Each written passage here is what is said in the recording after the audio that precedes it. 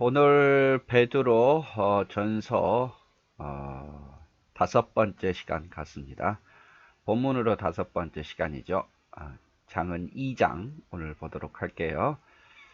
자, 베드로는 거의 주제가 고난에 대한 이야기입니다. 고난의 때에 어떻게 할 것이고 또 고난을 어떻게 생각할 것이고 고난 속에서 신앙생활은 또 어떠한 마음으로 해야 될 것인가, 이런 당시에 베드로가 지금 편지를 쓰고 있는 사람들이 엄청난 핍박, 고난, 우리가 상상할 수 없을 만큼 네로 황제 때의 그 박해, 고난, 잡히면 죽임을 당하는 그런 상황이었기 때문에 고난에 대한 이야기들이 대부분이라는 것 여러분 마음속에 새기고 같이 보도록 하겠습니다. 1절 보면 그러므로 모든 악독과 모든 기만과 외식과 시기와 모든 비방한 말을 버리고 갓난 아기들 같이 순전하고 신령한 젖을 사모하라. 이는 그로 말미암아 너희로 구원에 이르도록 자라게 하려 함이라. 너희가 주의 인자하심을 맛보았으면 그리하라.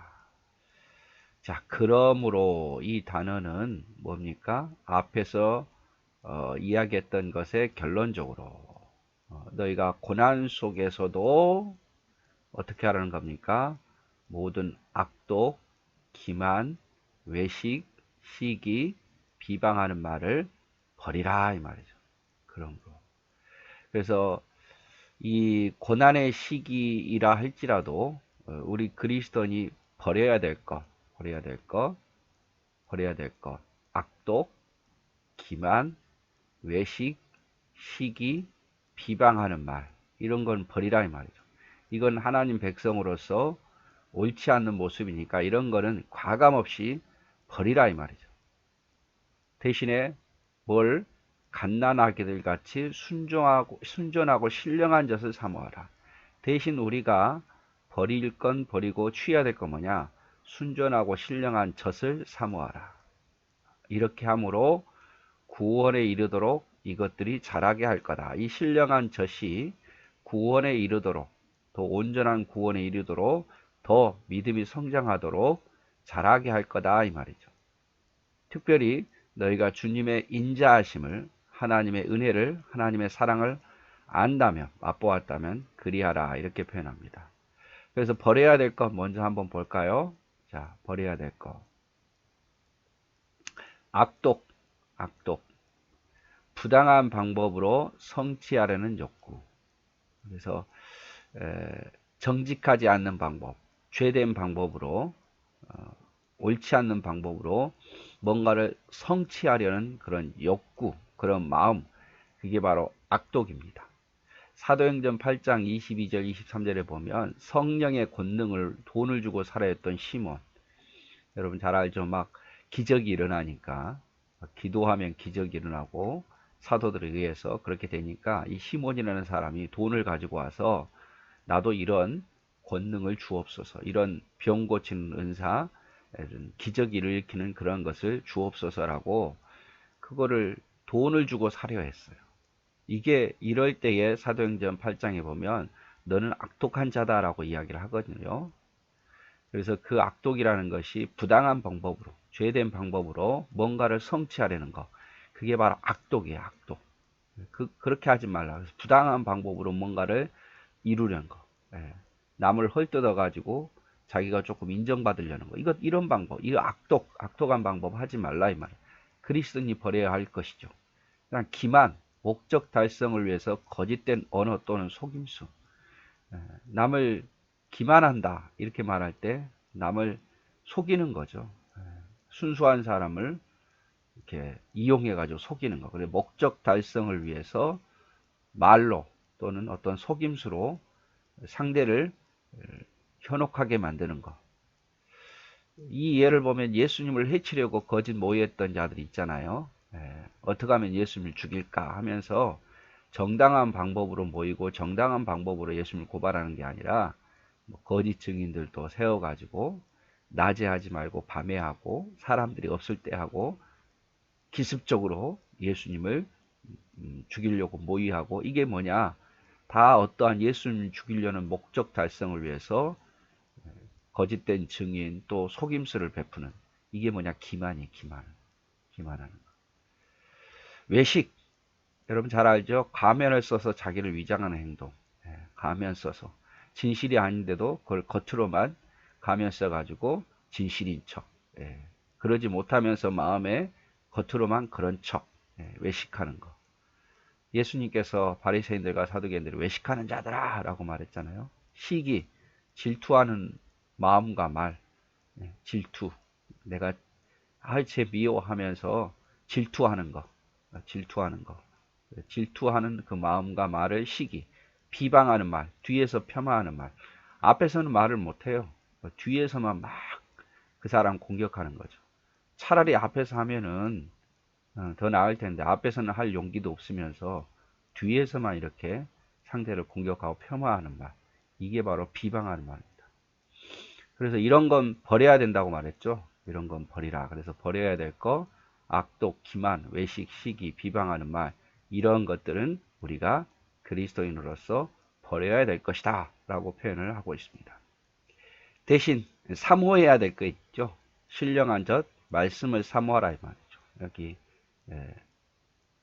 갓난아이들과 같이 순전하고 신령한 젖을 사모하라. 갓난아이와 같이. 여러분이 갓난아이들은 어떻죠? 갓난아이들은 다른 걸 소화 못 시키잖아요. 오직 어미의 젖이나 우유병만 그가 필요한 거예요. 갓난아이에게 라면 준다 그래서 먹을 수 있습니까? 못 먹어요. 갓난아이에게 피자 준다고 먹습니까? 못 먹어요. 갓난아이가 오직 바라는 것은 젖이죠. 우유고, 모유가 됐든 뭐 어떤 분유가 됐든 그것만 원하는 거예요. 그래서 그 갓난아이처럼 오직 순전하고 신령한 하나님의 말씀을 사모하라 이 말이죠. 여기서 신령한 젖은 무엇을 말하냐? 순전하고 신령한, 진실하고 신령한 이 젖은 뭐냐? 그것은 바로 영의 양식이죠. 하나님 말씀이에요. 순전하고 신령한 젖은 하나님 말씀인데, 그래서 하나님 말씀은 진실하고 하나님 말씀은 신령하잖아요. 그게 다른 말로는 영의 양식이라고 말하고, 우리가 육체는 음식을 먹음으로 자라지만 우리의 영은 신령한 젖, 순전하고 신령한 하나님의 말씀을 먹고 신앙이 자라는 거예요. 그래서 밥을 안 먹으면 죽든지 키가 안 자라든지 하듯이 하나님 말씀을 접하지 않고 듣지 못하고 가까이 하지 않으면 우리 영이 자라지 않고 우리 영이 죽어요. 그래서 이 신령하고 순전한 이 젖은 말씀이다. 그래서 우리가 말씀을 사모하고 은혜를 받으면 뭐가 일어나냐? 성장이 일어나요. 성장. 네, 여러분 하나님 말씀 사모해 보세요. 그 가까이 해 보세요. 그 말씀을 설교를 통해서 듣고 은혜 받아 보세요. 그 사람 분명히 믿음이 성장합니다. 믿음은 들음에서 난다고 말했잖아요. 믿음은 들음에서 시작되고 그 말씀에 또 은혜를 계속 받다 보면 영적 성장, 믿음이 성장해 가는 거예요. 나는 왜 이렇게 믿음이 안 자랄까? 이거요. 분명한 원인이 있습니다. 하나님 말씀을 안 들어요. 듣고도 또 옛날로 또 돌아가요. 그때는 은혜 받아서 그래야지 해놓고 집에 가서는 또 그걸 까마득히 잊어버리고 또 자기 생각에 빠져 살아요. 성장 안 합니다. 설교 시간에 졸고 말씀 가까이 하지 않으면 성장하지 않습니다. 오히려 후퇴합니다. 그래서 말씀을 사모하고 그 말씀에 은혜를 받으면 성장이 일어나요. 원인이 그거예요. 뭐 목사님이 잘못해서 교회가 잘못해서 물론 그것도 비중을 차지하지만 가장 큰 비중은 내가 말씀을 가까이 안 하고 은혜 받지 못하고 또 그것을 그때는 끄떡여서 나중에 가서 또 원위치로 돌아가기 때문에 성장이 일어나지 않는 거예요. 여러분 영적으로 아프면 시험이 들면요. 뭐가 제일 먼저 일어나냐? 설교 안 들립니다. 성경 공부하기 싫습니다. 하나님 말씀 묵상하기 싫어집니다. 그래서 아프면 영적으로 시험이 들면요. 자연적으로 일어나는 것이 예배드리기 싫고 말씀 듣기 싫은 거죠. 그리고 말씀 보기 싫고 기도하기 싫고 그래서 이 아프면 이런 현상이 일어나는 거예요. 우리가 아프면 아무것도 하기 싫으시듯이 그래요. 영적으로 시험이 들면 그렇다 이 말이죠. 그러나 아무리 싫어도 억지로라도 먹으면 회복되잖아요. 그죠? 여러분 우리가 몸이 아파요. 몸이 아파도 억지로라도 먹으면 무슨 일이 벌어져요? 회복이 일어나요. 근데 아프다고 먹기 싫다고 안 먹으면 그 사람이 이제 기회를 잃어요. 몸이 점점 쇠약해져요. 그래서 우리가 영적으로 아플 때, 시험 들 때에 억지로라도 하나님 말씀 앞에 있으십시오. 교회 가기 싫어도 억지로 교회 가고 예배 드리기 싫어도 억지로 말씀 듣고 들으려고 하고 그때는 다른 때는 안 적었는데 더 적고 더 말씀을 가까이 하고 사모하세요. 그리고 말씀을 묵상하고 어려워서 나는 모르겠어 그러지 마시고 이렇게 좋은 게 있잖아. 이런 유튜브라든지 아니면 다른 분들 이렇게 해놓은 거 있잖아요. 아무 데나 들어갈 수는 없지만 그렇게 이렇게 하다 보면 또 그게 또 회복이 되고 그게 약이거든요. 그래서 시험 들어서 하기 싫다고 안 하는 게 아니라 시험 들어서 하기 싫어도 더 하다 보면 특별히 말씀을 읽다 보면 그 말씀 속에서 나를 깨닫게 하고 또 내가 하나님 앞에 돌이키게 하는 그런 은혜를 주시더라 이 말이죠. 그러면서 이제 자, 왜 이렇게 해야 되는가? 왜 우리가 버려야 될 건 버리고 또 취해야 될 건 취해야 되는가? 그 이유는 구원에 이르도록 자라게 하려 함이라 라고 됐어요. 구원에 이르도록 자라게 하려 함이라. 여기 보세요. 구원에 이르도록 자라게 합니다. 왜 악독, 기만, 외식, 시기, 비방하는 말을 그쳐야 되는가?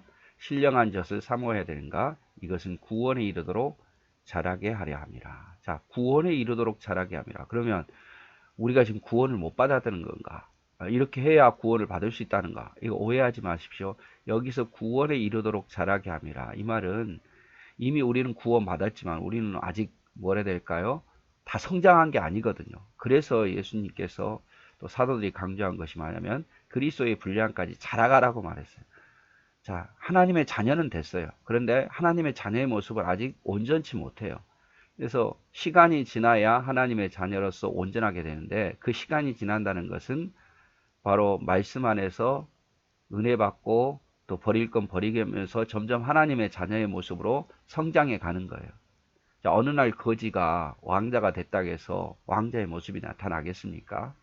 그 거지가 배우면서 왕자의 도를 배우면서 시간이 지나면서 왕자의 모습이 나타나듯이 우리 마찬가지예요. 구원받았지만 구원받은 백성답게 행동을 하려면 뭘 해야 되느냐? 버릴 건 조금씩 버려가고 신령한 젖은 계속 사모해 가면서 자라는 거예요.